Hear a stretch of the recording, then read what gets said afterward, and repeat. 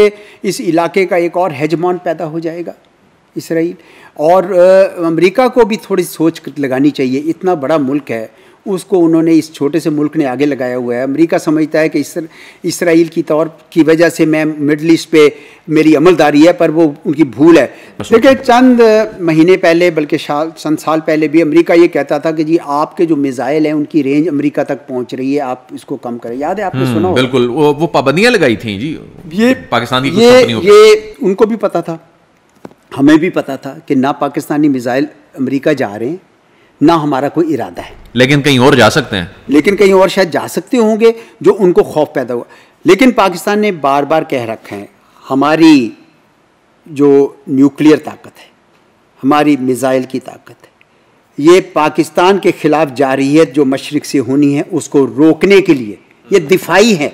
Iran का जब Israel के साथ टाकरा हुआ, उसके पास वसाइल नहीं थे, लेकिन इसके बावजूद ईरान ने इजराइल को नाकों चने चबवा दिए।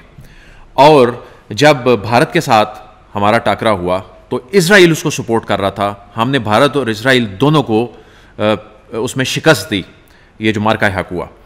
लेकिन अब हम देखते हैं कि कतर के ऊपर जब इजराइल अटैक करता है तो सारे जो मुस्लिम उम्मा है वो सवाए करारदादों के कुछ करती नहीं है। इतना पैसा है उनके पास, इतने वसाइल हैं उनके पास, आखिर कमी कहाँ पे है कि इजराइल मशरिक वुस्ता में इन ममालिक के साथ, मुस्लिम ममालिक के साथ ऐसा कर रहा है?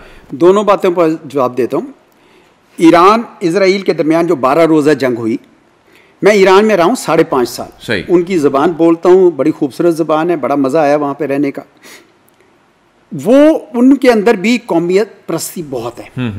लड़े हैं वो, मिसाइल का जवाब देते रहे, हालांकि 45 साल से अमेरिका की सैंक्शंस हैं उस मुल्क पर, लड़े हैं वो।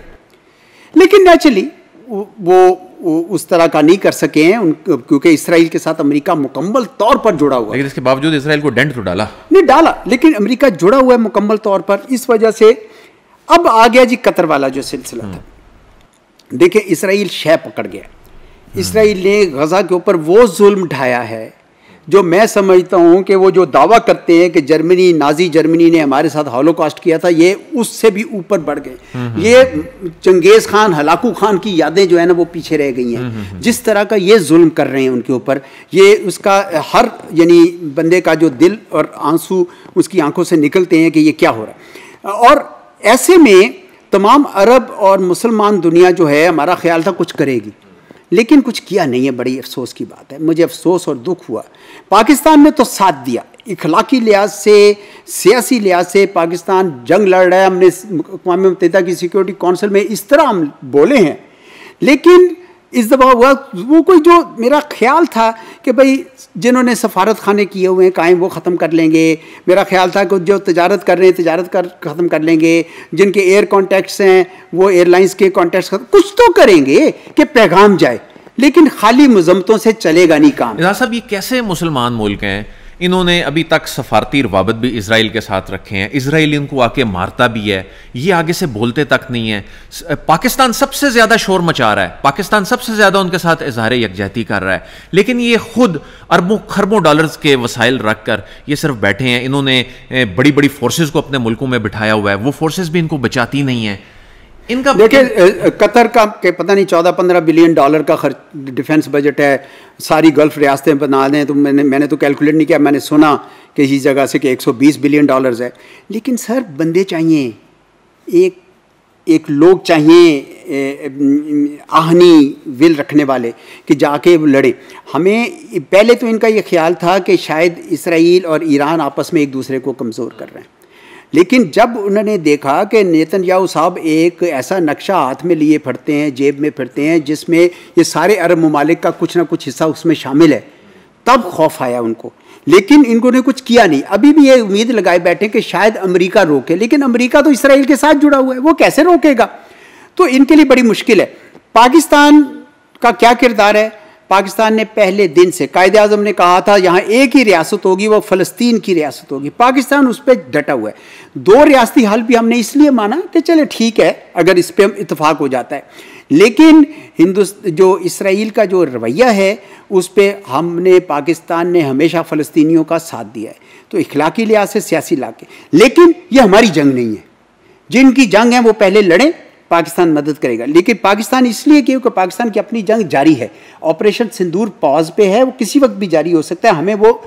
हमें चौकन्ना रहना। अच्छा, ऑपरेशन सिंदूर एजाज साहब किसी वक्त भी शुरू हो सकता है? देखिए भाई, खत्म तो नहीं किया ना, मोदी साहब ने खुद सरकारी ऐलान किया कि ये पॉज पे है। ठीक है, अब वक्त के साथ उन्होंने पाकिस्तान की 10 मई देखने के बाद लगता है कि शायद ये ना कर सके, लेकिन हमें होशियार रहना चाहिए क्योंकि ये कोई ना कोई किसी किस्म का वाकया बनाएंगे पहलगाम जैसा, और फिर एकदम से पूरी दुनिया में सुबकी बहुत हुई है उसकी, उनकी मोदी सरकार की सियासत दांव पे लग गई है। एग्जैक्टली। तो वो कोई ऐसी दोबारा, इसलिए मैं ये कहता हूं कि ये जंग हमारी है, इसको हम लड़ेंगे।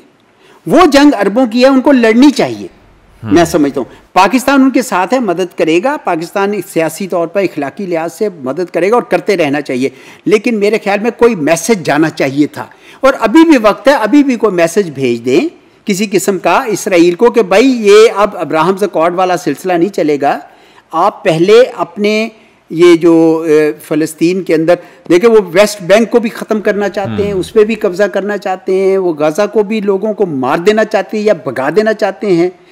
तो बड़ा जुल्म है साहब। अगर अरब मुल्क इसी तरह हाथ पे हाथ रख कर बैठे रहे तो ग्रेटर इसराइल का जो मंसूबा है वो कितनी तेजी से आगे बढ़ सकता है? बड़ा नुकसान होगा उसका, क्योंकि इस इलाके का एक और हेजमॉन पैदा हो जाएगा इसराइल। और अमेरिका को भी थोड़ी सोच लगानी चाहिए। इतना बड़ा मुल्क है, उसको उन्होंने, इस छोटे से मुल्क ने आगे लगाया हुआ है। अमेरिका समझता है कि इसराइल की तौर की वजह से मैं मिडल ईस्ट पे मेरी अमलदारी है, पर वो उनकी भूल है। देखें, ये सारे गल्फ़ की रियासतें उनसे कितना बड़ा असला ख़रीद रहे हैं, उनके ऊपर डिपेंड कर रहे हैं। तो क्या होगा अगर ये काम चलता रहा? तो ये सारी रियासतें कहाँ देखना शुरू करेंगी? मशरिक़ की तरफ। ये चीन की तरफ देखना शुरू कर देंगी, ये रूस की तरफ देखना शुरू कर देंगी। आप बताइए कि या पाकिस्तान की तरफ भी देखना, या पाकिस्तान की तरफ भी देखेंगी और मुल्कों की तरफ भी देखेंगी। उसका क्या मतलब है? इसका मतलब कि अमेरिका का असर और नफूस कम हो जाएगा। तो इसराइल को थोड़ा, अमेरिका को सोचना चाहिए कि उसकी ये इसराइल नवाज पॉलिसी जो है वो खित्ते में अमन नहीं ला रही। इसराइल को पाकिस्तान बहुत चुभ रहा है। यही वजह है कि इसराइल साख्ता ड्रोन्स जो हैं भारत से भेजे गए और उनके ऑपरेटर्स बैठ के यहाँ से चलाते रहे। तो पाकिस्तान अल्टीमेटली, तो उसको जो सबसे ज़्यादा उसकी आंख में चुभ रहा है वो पाकिस्तान चुभ रहा है। क्या पाकिस्तान पूरी तरह तैयार है अगर इसराइल कोई इसके हवाले से कोई मिस एडवेंचर करने का? देखिए, चंद महीने पहले, बल्कि चंद साल पहले भी अमेरिका ये कहता था कि जी आपके जो मिसाइल हैं उनकी रेंज अमेरिका तक पहुंच रही है, आप इसको कम करें। याद है, आपने सुना? बिल्कुल, वो पाबंदियां लगाई थी जी, ये पाकिस्तान की ये उनको भी पता था, हमें भी पता था कि ना पाकिस्तानी मिसाइल अमेरिका जा रहे हैं, ना हमारा कोई इरादा है। लेकिन कहीं और जा सकते हैं, लेकिन कहीं और शायद जा सकते होंगे, जो उनको खौफ पैदा हुआ। लेकिन पाकिस्तान ने बार बार कह रखा है, हमारी जो न्यूक्लियर ताकत है, हमारी मिसाइल की ताकत है, ये पाकिस्तान के ख़िलाफ़ जारियत जो मशरिक़ से होनी है उसको रोकने के लिए ये दिफाई है। हम उसको रोकना चाहते हैं, जो जारियत मशरिक़ से हमारी तरफ होती है, और उसको हम रोकना चाहते हैं। लेकिन अगर हमारे ख़िलाफ़ इसराइल भी वहाँ से जारियत करेगा तो नेचुरली पाकिस्तान को अपने दिफा का मुकम्मल तौर पर हक हासिल। हमारी इतनी कैपेबिलिटी है कि हम उसको रिस्पॉन्ड कर सकें। पाकिस्तान जो है अपना दिफा करेगा, जैसे भी कर सकता है। ये हमारी दिफाई हिकमत अमली हमारे लोग बना रहे हैं, और यकीनन वो दिफा करेंगे पाकिस्तान का। अच्छा,